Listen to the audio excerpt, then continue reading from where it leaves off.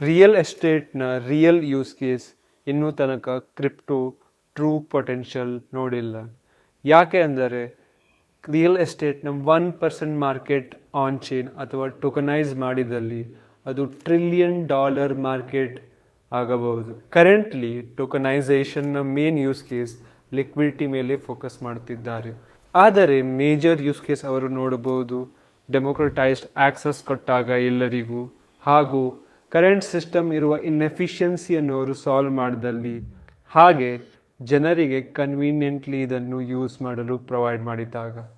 ಇದರಿಂದ major benefits fee structure ಕಡಿಮೆ ಆಗುತ್ತದೆ, ಯಾಕೆಂದರೆ ಸ್ಮಾರ್ಟ್ ಕಾಂಟ್ರಾಕ್ಟ್ ಯೂಸಿಂದ, ಹಾಗೂ ಗ್ಲೋಬಲ್ ಔಟ್ರೀಚ್, ಫಾಸ್ಟರ್ ಸೆಟಲ್ಮೆಂಟ್ಸ್ ಆಗುತ್ತದೆ, ಮತ್ತು ಇದರಿಂದಾಗಿ ಫ್ರಾಕ್ಷನ್ ಓನರ್ಶಿಪ್ ಸಹ ಯೂಸ್ ಮಾಡಬಹುದು.